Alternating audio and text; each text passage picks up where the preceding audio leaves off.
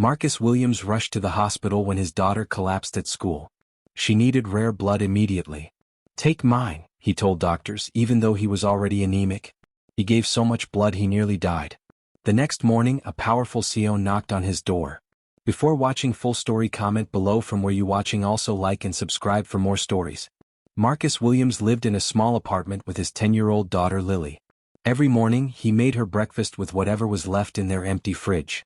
Every night, he tucked her into bed and promised tomorrow would be better.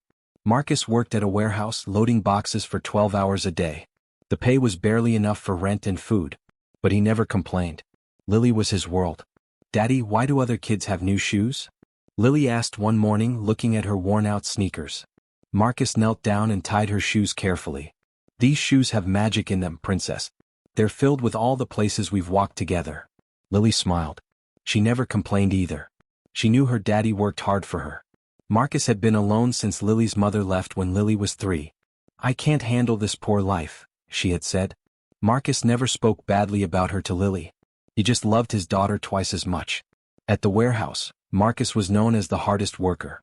He never missed a day, never came late, never said no to overtime. His co-workers respected him.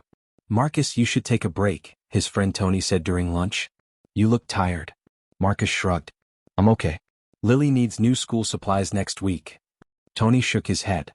Marcus was slowly killing himself to give Lily everything she needed.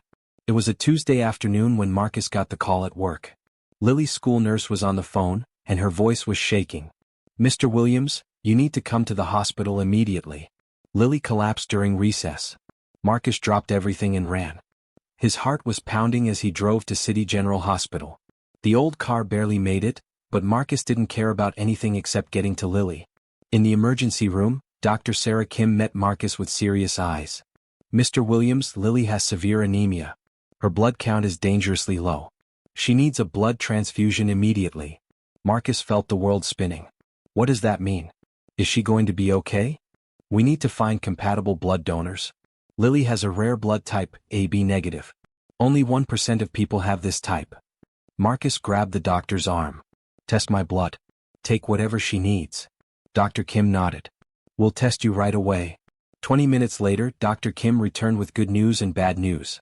"Mr. Williams, your blood is compatible. But there's a problem. Your own blood levels are very low. You're also anemic, probably from poor nutrition and stress." "I don't care," Marcus said firmly. "Take my blood. Save my daughter." "Sir, if we take enough blood to help Lily, it could be dangerous for you. Your body might not recover." Marcus looked through the window at Lily lying unconscious in the hospital bed. His little girl, who never complained about worn shoes or empty fridges, was fighting for her life. "Doctor, I've been dying slowly every day trying to give her a good life. If I can save her by giving my blood, that's not dying, that's living." Dr. Kim tried to convince Marcus to wait for other donors, but Marcus refused.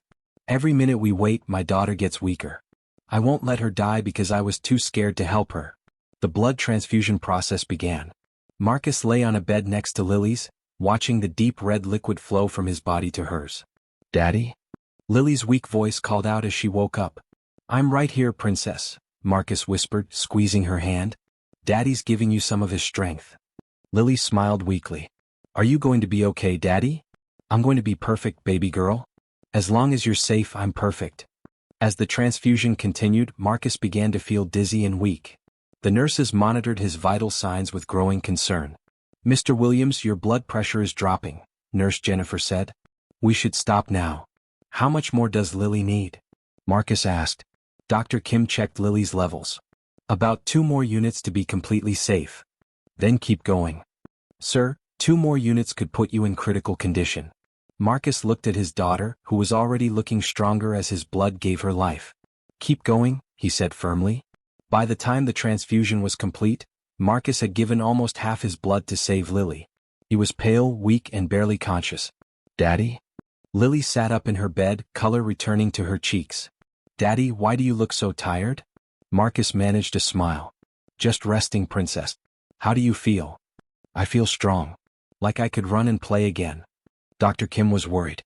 Marcus's blood pressure was dangerously low, and his heart rate was irregular. "Mr. Williams, we need to keep you here for observation. Your condition is serious." Marcus tried to sit up but couldn't. I need to take care of Lily. Sir, Lily is going to be fine now. But you need medical attention. That night, Marcus drifted in and out of consciousness. Lily sat beside his bed, holding his hand and reading him stories from her favorite book. Once upon a time, there was a brave king who gave everything to save his kingdom, Lily read softly. Marcus squeezed her hand weakly. That's a good story, princess. It reminds me of you, Daddy. You're my brave king. The next morning, Dr. Kim received an unusual phone call at the hospital. This is Victoria Chen, CEO of Chen Industries. I understand you have a patient named Marcus Williams. Dr. Kim was surprised. I'm sorry, but I can't discuss patient information. Dr. Kim, I'm not asking for medical details. I need to know if Mr. Williams is still in the hospital. May I ask why you're interested in Mr. Williams? Victoria Chen was quiet for a moment. The little girl he saved is my daughter. Dr. Kim was confused. I'm sorry, but Mr. Williams saved his own daughter, Lily. No, Dr. Kim. The blood Mr. Williams donated didn't just save one child. Due to a computer error, half of his blood was sent to another patient, my 8-year-old daughter Emma, who was dying in the ICU. Dr. Kim checked the computer records and gasped. There had been a mix-up in the blood bank. Half of Marcus's donation had gone to Lily, but the other half had been sent to Emma Chen, who had been waiting for compatible blood for days. Mrs. Chen, both girls received Mr. Williams' blood? Yes. My daughter Emma was hours away from death when she received the transfusion. The doctors say it saved her life. That afternoon, a black Mercedes pulled up to the hospital. Victoria Chen, one of the most powerful businesswomen in the city, stepped out wearing an expensive suit. But her eyes were red from crying. She walked into Marcus's room where he was still weak but conscious. Lily was doing her homework at his bedside. Mr. Williams? Victoria said softly. Marcus looked up, confused. This elegant woman didn't look like anyone he knew.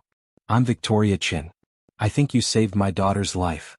Victoria explained about the computer mix-up and how Emma had received Marcus's blood. Mrs. Chen, I don't understand. I only gave blood for Lily. Victoria sat down in the chair beside his bed. Mr. Williams, when you told the doctors to take whatever blood Lily needed, you didn't know that your blood would save 2 children. But it did. She pulled out her phone and showed Marcus a photo of a little girl with bright eyes and a big smile. This is Emma. She's been sick for months. We tried everything, the best doctors, experimental treatments, trips to hospitals around the world. Nothing worked. Then yesterday she got your blood and for the first time in months she opened her eyes and asked for ice cream. Lily looked up from her homework. Daddy, you saved 2 girls? Marcus was overwhelmed. I just wanted to help Lily. I didn't know about Emma. Victoria's voice was soft. That's what makes what you did so special, Mr. Williams. You weren't trying to be a hero. You were just being a father. Victoria Chen spent an hour talking with Marcus and Lily. She learned about their struggles, Marcus's 3 jobs, their small apartment, and Lily's dreams of becoming a doctor. Mr. Williams, Victoria said finally, I want to help you like you helped Emma. Mrs. Chen, that's not necessary. I didn't give blood for a reward. I know. That's exactly why I want to help. Victoria paused. I run a large company. We have good jobs with good benefits. I'd like to offer you a position. Marcus was suspicious. He'd learned that offers that sounded too good usually were. What kind of position? I don't have much education. You have something more valuable than education, Mr. Williams. You have character. I need someone I can trust to run our warehouse operations. Someone who understands the value of hard work and putting others first. The salary Victoria offered was 3 times what Marcus made at his current job. It included health insurance, paid vacation, and a retirement plan. I can't accept charity, Marcus said firmly. Victoria smiled. Mr. Williams, this isn't charity. This is business. I need good people in my company. You proved yesterday that you're the kind of person who makes sacrifices for others. That's exactly the kind of employee I want. The next day, Victoria brought Emma to meet Marcus and Lily. Emma was still weak but smiling brightly. Are you the man who gave me your blood? Emma asked shyly. Marcus knelt down to her level. Hi, Emma. I'm Marcus. How are you feeling? Much better. Mommy says your blood made me strong again. Emma looked at Lily. Are you his daughter? Lily nodded. I'm Lily. We're blood sisters now because we both have my daddy's blood. Emma's eyes lit up. Really? We're sisters. The 2 girls hugged and both Marcus and Victoria started crying. Emma has been lonely, Victoria whispered to Marcus. She's been too sick to make friends. I think Lily just became her first real friend. Marcus watched the girls talking and laughing together. Lily's been lonely too. It's hard being the only child of a single parent. Victoria nodded. I know exactly what you mean. A week later, Marcus started his new job at Chin Industries. Victoria had been right. The work wasn't that different from his old warehouse job, but the pay and benefits were incredible. For the first time in years, Marcus could afford to buy Lily new shoes, healthy food, and school supplies without worrying about the rent. Daddy, you look happier, Lily observed one evening as they ate dinner in their small apartment.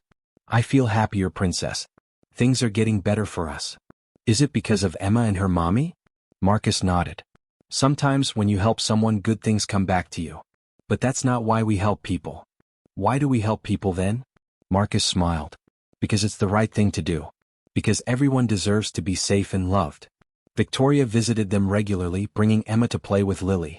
The girls had become inseparable, talking on the phone every night and having sleepovers on weekends. Marcus, Victoria said one evening, I have a confession to make. Marcus looked concerned. What is it? Emma's father left us when she got sick. He said he couldn't handle having a sick child. For months, I've been dealing with this alone, just like you dealt with Lily alone. Marcus understood. It's scary being the only parent. Yes. But watching you with Lily, seeing how you were willing to give everything for her, it reminded me what real love looks like. Over the months, Marcus and Victoria's friendship grew stronger. They understood each other in ways that other people couldn't. They both knew what it was like to work multiple jobs, to worry about money, to love a child so much it hurt. Marcus, Victoria said one evening as they watched Emma and Lily playing in the park, I want you to know that offering you the job wasn't just about gratitude. You're one of the best employees I've ever had.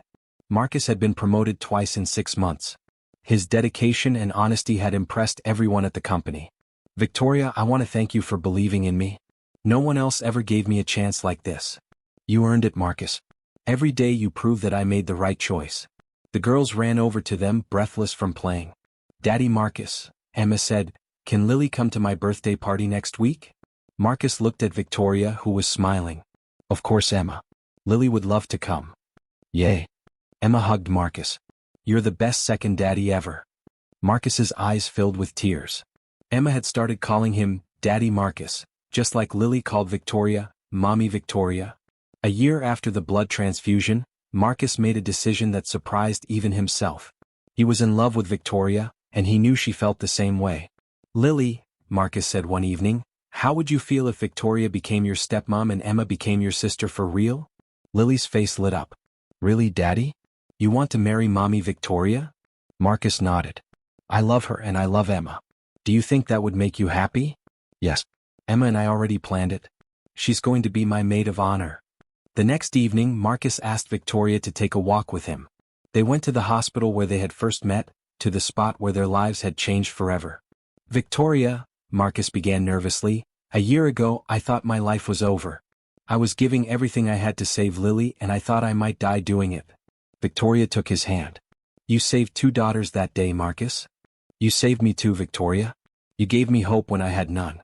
You gave me a future when I thought I only had today. Marcus got down on one knee and pulled out a simple ring he had bought with his first bonus from the company. Victoria Chin, will you marry me? Victoria started crying. Yes, Marcus Williams. Yes, I'll marry you. The wedding was beautiful and simple, held in the hospital chapel where Marcus and Victoria had first met. Dr. Kim and Nurse Jennifer attended, along with Marcus's co-workers and Victoria's business associates. But the real stars of the wedding were Emma and Lily, who walked down the aisle together as each other's flower girl and maid of honor. Today, the minister said, we celebrate not just the union of Marcus and Victoria, but the joining of 2 families who found each other through love and sacrifice. During the reception, Dr. Kim gave a speech. A year ago, Marcus Williams came to this hospital willing to give his life for his daughter. What he didn't know was that his sacrifice would save 2 children and create a new family. Today we see the power of love to transform lives.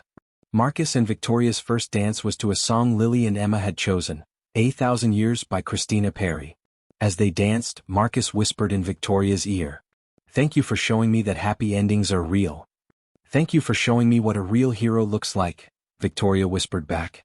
Marcus and Victoria moved into a beautiful house with enough room for both girls to have their own bedrooms. though they usually ended up sleeping in the same room anyway. Marcus continued to excel at Chen Industries, eventually becoming vice president of operations. He never forgot where he came from, and he always looked out for employees who were struggling like he once had. Victoria started a foundation to help single parents who were facing medical emergencies with their children. They called it the Second Chance Foundation. Every parent should have the support system we found, Victoria explained to a reporter. No one should have to choose between their own health and their child's life. Emma and Lily thrived as sisters.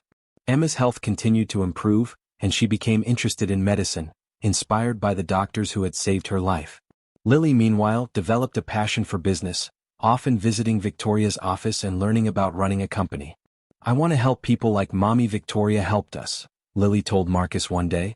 3 years after the wedding, the Second Chance Foundation had helped over 200 families facing medical crises. Marcus often visited families personally, sharing his story and offering hope. "Mr. Williams," one father said during a hospital visit, "I don't know how I can ever repay what you've done for my son." Marcus sat down beside the man's hospital bed. "You don't repay it. You pass it on. When you're back on your feet, you help the next family who needs it."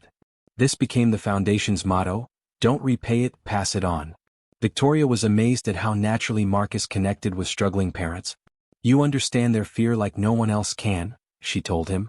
"I remember what it felt like to think I might lose everything," Marcus replied. "I remember feeling alone and hopeless.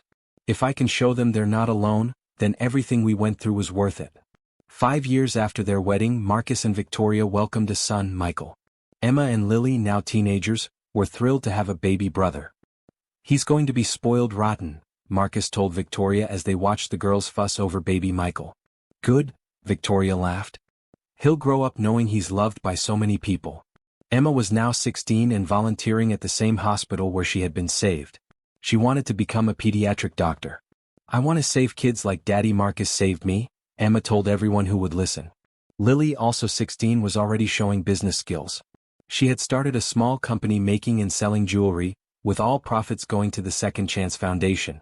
"I learned from the best," Lily said, hugging both Marcus and Victoria. 10 years after Marcus had given his blood to save 2 little girls, he was invited to speak at the hospital's annual fundraising gala. "10 years ago," Marcus began, "I was a single father working 3 jobs, living paycheck to paycheck, and wondering if I was enough for my daughter." The audience of doctors, nurses, and donors listened intently. "When Lily got sick, I didn't think twice about giving my blood to save her. I didn't know that my blood would also save another little girl. I didn't know that one act of desperation would change everything." Marcus looked out at the audience and saw Victoria, Emma, and Lily in the front row, along with baby Michael sleeping in Victoria's arms. "What I learned is that love multiplies when you give it away. When you're willing to sacrifice for someone else, you don't lose, you gain more than you ever imagined." He paused, his voice thick with emotion. "The blood I gave that day didn't just save 2 children. It created a family, started a foundation, and showed me that miracles happen when people care about each other." The standing ovation lasted for 5 minutes. 15 years after the blood transfusion, the Second Chance Foundation had become one of the most respected charities in the country. Emma, now Dr. Emma Chin Williams, ran the medical side of the foundation while completing her residency. Lily, now Lily Williamschin, she had taken Victoria's name too when Marcus adopted Emma, was the foundation's CEO, having graduated from business school at the top of her class. "Dad," Lily said one evening as they reviewed the foundation's annual report, "do you realize we've helped over 5,000 families now?" Marcus shook his head in amazement. "It started with just wanting to save one little girl." "It started with a father's love," Victoria corrected. "Everything good that came after that was just love multiplying." Michael, now 10, was already showing signs of wanting to help people too. He volunteered at the local animal shelter and always shared his lunch with kids who forgot theirs. "He learned from watching all of you," Marcus told the family one evening. "He's growing up thinking that helping others is just what families do." 20 years after that desperate day in the hospital, Marcus received a call that surprised him. "Mr. Williams, this is the White House calling. The president would like to invite you to receive the Presidential Medal of Freedom." Marcus was stunned. "I think you have the wrong person. I'm not anyone special." "Sir, your story has inspired thousands of people to become blood donors. The Second Chance Foundation has saved countless families. You are exactly the kind of citizen this award was created to honor." At the White House ceremony, Marcus was nervous as the president placed the medal around his neck. "Marcus Williams represents the best of America," the president said. "He reminds us that heroism isn't about fame or fortune, it's about loving someone enough to sacrifice for them." In the audience, Victoria, Emma, Lily, and Michael beamed with pride. After the ceremony, a reporter asked Marcus how it felt to be recognized as a national hero. "I'm not a hero," Marcus said, the same thing he had said for 20 years. "I'm just a dad who loves his kids. The real heroes are the people who work every day to make other people's lives better, doctors, teachers, nurses, volunteers. I just got lucky that my moment of love happened to change everything." 25 years after Marcus Williams gave his blood to save 2 dying girls, his legacy continued to grow. The Second Chance Foundation had helped over 50,000 families and had chapters in all 50 states. Dr. Emma Chin Williams had become one of the country's top pediatric surgeons, saving hundreds of children's lives. CEO Lily Williams Chin had expanded the foundation internationally, helping families around the world. Michael Williams was studying medicine, planning to follow in Emma's footsteps. Marcus and Victoria, now in their 60s, still visited families in crisis, still offered hope to parents facing their darkest moments. "Do you ever regret it?" Victoria asked Marcus one evening as they sat in their garden, watching their grandchildren play. "Regret what?" "Giving so much blood that day. Taking such a big risk." Marcus smiled and pulled Victoria close. "That was the day I stopped just surviving and started really living. That was the day I learned that love shared is love multiplied." He looked at their family, biological children and adopted children, blood relatives and chosen relatives, all bound together by love. "I gave a few pints of blood, Victoria. In return, I got a lifetime of love, a family I never dreamed possible, and the chance to help thousands of other families. That sounds like the best trade anyone ever made." As the sun set over their garden, Marcus reflected on the truth he had learned 25 years ago. When you're willing to give everything for love, you don't lose everything, you gain everything. The last drop of blood he had given that day had become an ocean of love that would flow through generations.